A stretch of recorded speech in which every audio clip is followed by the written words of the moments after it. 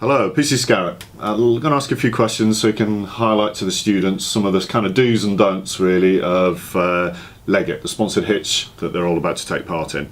Okay. I know some of your primary concerns might be about road safety. Could you give us a few hints and tips on what the students should be thinking about? Yes, certainly. I know they're going to see how far they can get and without any money. So certainly hitching is most probably one of those first methods of transport that they're going to try and use. Certainly what I would recommend to everybody is that go in groups, don't go on your own, hitching on your own. But I do appreciate as well that 10 people aren't going to get a lift. So if they're going to go in pairs, that's fine. And then sort of like get yourself into good pairs. And then if you're looking for lifts, then you've got to look at maybe the modes of transport you're going to get on. So I would suggest if there's 2 of you and you see a minibus with 5 big fellas in it, then you've got to be thinking about your safety and you know what's going to happen. Whereas if it's one person in the car who stops, then maybe 2 of you should feel a little bit safer. So certainly think about the group dynamics that you're going to be in, and then you've got to think about where you're going to get that lift. We do not want, and you're not allowed to, walk up and down the Wessex Way, for example, trying to get a lift. So start thinking about where would be a good place to pick up a lift. So those main routes going onto the Wessex Way, so some of the main roundabouts that lead on to the Wessex Way, and certainly when you go a bit further and you may reach the motorways, you are not allowed to stand on the slip road of a motorway. So you really have then got to think about what are the main roundabouts leading towards the motorway. You've got to use some common sense about where's the driver going to pull up. If you're stood somewhere where a driver can't pull over safely, they aren't going to pull over, are they? Absolutely. You've got to think about that as well, because we certainly don't want people pulling over and then being hit up the back. And also you've got to think about, you're going to be doing this for 36 hours, so sometimes it's going to involve night time.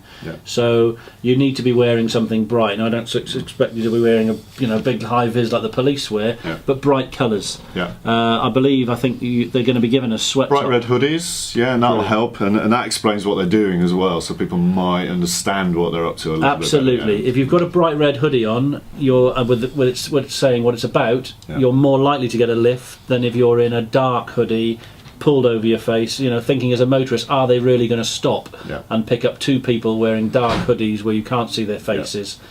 They're not likely to get a lift. So yes, certainly think about, you can be seen for your safety, but also you're more likely to get a lift if you're wearing promotional gear that actually says what it's about. And I know everyone's got to be issued like a little sort of scratch board, which they're going to be able to explain that they're doing it for charity, and they should use all those sort of things, because that will attract the right sort of person to pull over and pick them up. Whereas if they look a bit less kind of friendly, then you're going to attract a kind of slightly potentially less friendly driver.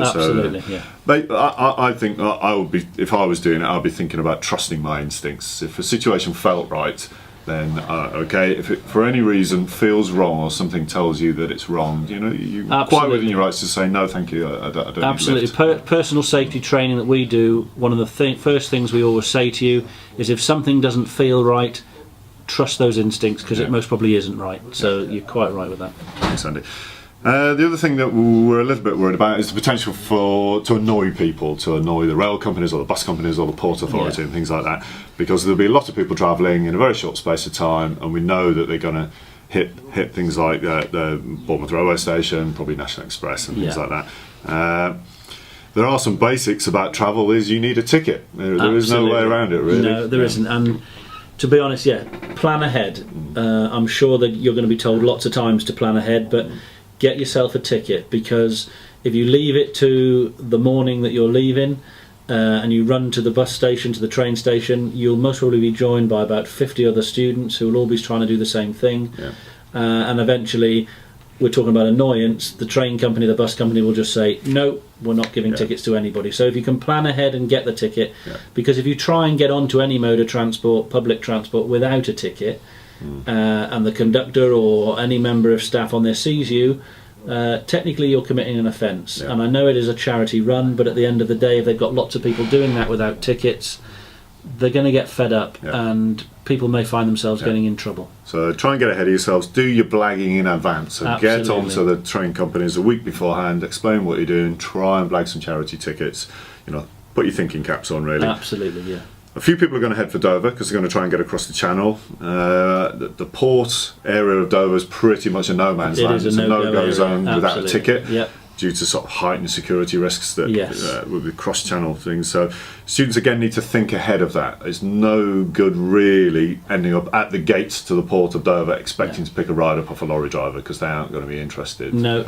well, they're not going to stop because they're on the final journey getting into the port, so they can't stop because they'll have lots of people behind them. Yeah. And that's it. You're not going to get a lift there. You know, again, I know we keep saying, but plan ahead. Yeah. I believe, aren't there some foot passenger tickets?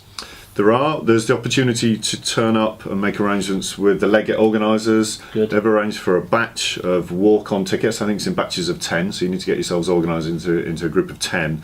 And then you can get a walk-on price, almost giveaway money really, which is a return ticket as well. So you get a guaranteed return ticket. The port, the ferry companies are happy to do that. They'd rather we did that than try and blagged it and try and hitch on their gate.